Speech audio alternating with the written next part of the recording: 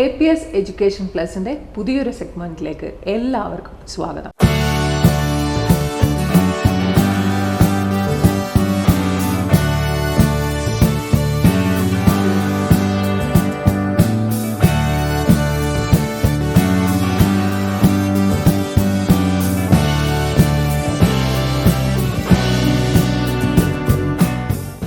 ഇന്ന് നമ്മുടെ കൂടെയുള്ളത് APSന്റെ ഫാക്കൽറ്റി മെമ്പറായിട്ടുള്ള 15 years ആയിട്ട് ഈ ഒരു മേഖലയിൽ പ്രവർത്തിച്ചുകൊണ്ടിരിക്കുന്ന ശ്രീ ഷമ്മാസ് ആണ്.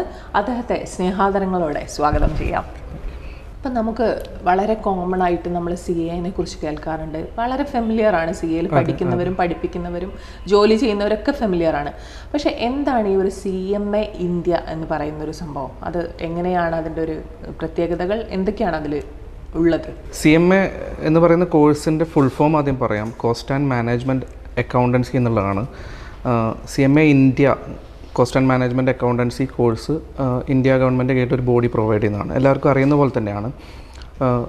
ഇതിൻ്റെ ഒരു പ്രത്യേകത ഇതിൻ്റെ പേരിലുണ്ട്. കോസ്റ്റിംഗ് എന്ന് പറയുന്ന സംഗതി, കോസ്റ്റ് എന്ന് പറയുന്ന വേർഡ് ഇതിൻ്റെ പേരിൽ തന്നെ ഉണ്ട്.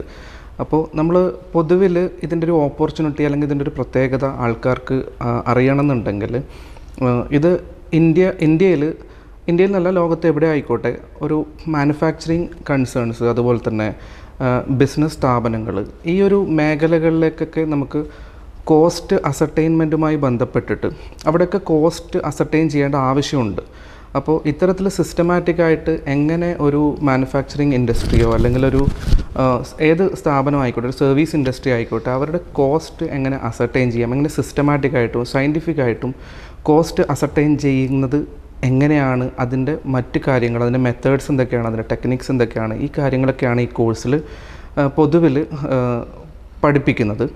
അതുപോലെ തന്നെ ഇതിൻ്റെ ഒരു ഓപ്പർച്യൂണിറ്റി നോക്കുകയാണെങ്കിൽ ഇപ്പോൾ ഗവൺമെൻറ് സെക്ടറിലായിക്കോട്ടെ പ്രൈവറ്റ് സെക്ടറിലായിക്കോട്ടെ ഇതിൻ്റെ ഒരു ഓപ്പർച്യൂണിറ്റി ലെവലിലേക്ക് പോകുമ്പോൾ ഈ പറഞ്ഞ പോലെ തന്നെ ഇന്ന് വ്യാപകമായിട്ട് ബിസിനസ്സുകാർ പ്രൊഫഷണലി കാര്യങ്ങൾ ചെയ്യാൻ ശ്രമിക്കുന്നൊരു സാഹചര്യമാണുള്ളത്. അപ്പോൾ അവരെ സംബന്ധിച്ചിടത്തോളം അവരുടെ ഇൻഡസ്ട്രിയിൽ അല്ലെങ്കിൽ അവരുടെ സ്ഥാപനത്തിൽ അവരുടെ പ്രൊഡക്റ്റിൻ്റെ കോസ്റ്റിംഗ് ചെയ്യുന്നതുമായി ബന്ധപ്പെട്ടൊക്കെ ഇത്തരത്തിൽ പ്രൊഫഷണലുകളെ ആവശ്യമുണ്ട്.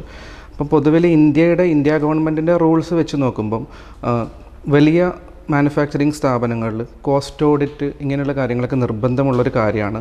കൊമേഴ്സ് മേഖലയിൽ തന്നെ ഈ ഒരു മേഖലയിൽ തന്നെ കോസ്റ്റ് അക്കൗണ്ടൻ്റ് ആവുക അല്ലെങ്കിൽ CMA ക്വാളിഫിക്കേഷൻ ഉണ്ടെങ്കിൽ തന്നെ അവർക്ക് കോസ്റ്റ് ഓഡിറ്റിലൊക്കെ സ്റ്റാറ്റ്യൂട്ടറി സൈനിങ് പവറുള്ള അല്ലെങ്കിൽ ഈ ഒരു കോഴ്സ് കംപ്ലീറ്റ് ആയ ആൾക്കാരെ സംബന്ധിച്ചിടത്തോളം സൈനിങ് പവർ കിട്ടുന്ന ഒരു കോഴ്സ് കൂടിയാണ്.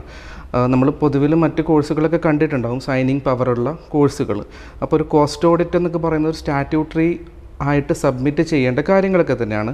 അപ്പോൾ അതിന് സൈനിങ് പവർ ഉള്ള ഒരു കോഴ്സ് കൂടിയാണിത്. പിന്നെ മറ്റ് മേഖലകളിൽ നോക്കുമ്പോൾ ഗവൺമെൻറ് തലത്തിലേക്കൊക്കെ പോകുമ്പം COS cost accounting Indian cost accounting സർവീസസിലേക്ക് ഡയറക്റ്റായിട്ട് ഈ ഒരു ക്വാളിഫിക്കേഷൻ ഉള്ളവർക്ക് നമ്മളിപ്പം IAS IPS എന്നൊക്കെ പറയുന്നത് പോലെ ഈ ഒരു മേഖലയിലേക്ക് ഡയറക്റ്റായിട്ട് എൻട്രി ഈ ഒരു ക്വാളിഫിക്കേഷൻ ഉള്ളവർക്ക് എൻട്രി ലഭിക്കുന്ന ഒരു കാര്യമാണ്. അതുപോലെ തന്നെ UGC അപ്രൂവ്ഡ് ആയിട്ടുള്ളത് കൊണ്ട് തന്നെ നെറ്റ് എക്സാം ഡയറക്റ്റ്ലി എഴുതി നമുക്കൊരു കോളേജുകളിലൊക്കെ ലെക്ചർ ആവാൻ വേണ്ടിയിട്ടൊക്കെ ഈ ഒരു ക്വാളിഫിക്കേഷൻ ഉള്ളവർക്ക് പെട്ടെന്ന് സാധിക്കുന്നതാണ്.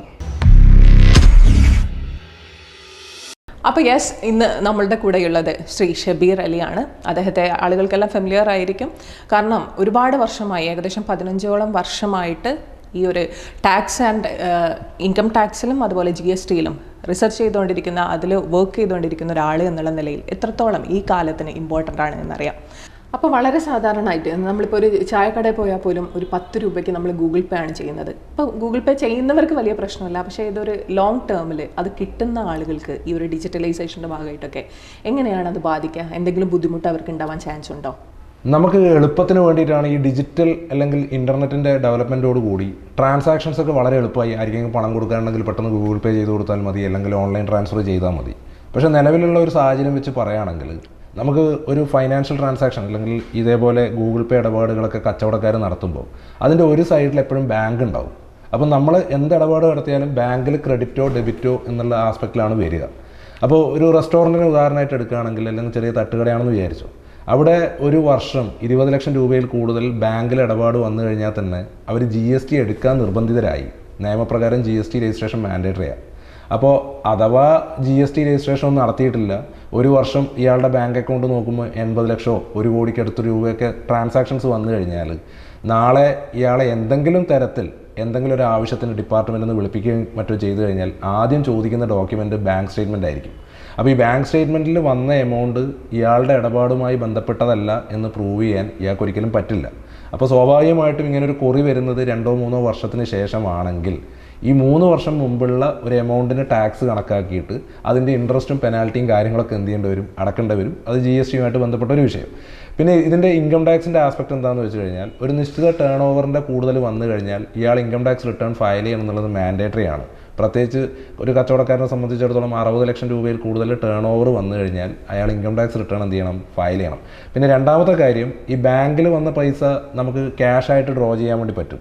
നമ്മൾ മുൻ വർഷങ്ങളിൽ ഇൻകം ടാക്സ് റിട്ടേൺ ഒന്നും ഫയൽ ചെയ്തിട്ടില്ലെങ്കിൽ നിങ്ങൾ ക്യാഷ് വിഡ്രോ ചെയ്യാൻ പോയി കഴിഞ്ഞാൽ അത് 20 ലക്ഷം രൂപയിൽ കൂടുതലുണ്ടെങ്കിൽ സ്വാഭാവികമായിട്ടും അതിനകത്ത് നിന്ന് ഒരു 2% എന്ത് ചെയ്യും, TDS ബാങ്കുകാരെന്ത് ചെയ്യും, കട്ട് ചെയ്യും. അത് ഇൻകം ടാക്സിൽ അടക്കുകയും ചെയ്യും.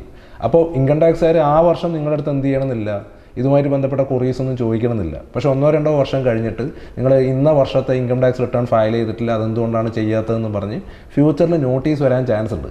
അപ്പോൾ ആ ഒരു പ്രോബ്ലം തീർക്കാൻ വേണ്ടിയിട്ട് നമ്മൾ ഇതിൻ്റെ പുറകെ എന്ത് ചെയ്യേണ്ടി വരും, കുറച്ചൊക്കെ നടക്കേണ്ടി വരും എന്നുള്ളതാണ് ഇതിൻ്റെ ലോങ് ടേം ബുദ്ധിമുട്ട്. അക്കാദമി ഫോർ പ്രൊഫഷണൽ സ്റ്റഡീസിൻ്റെ ഇന്നത്തെ സെഗ്മെൻറ്റ് ഇവിടെ തീരുകയാണ്. അടുത്ത സെഗ്മെൻറ്റിൽ നമുക്ക് വീണ്ടും കാണാം.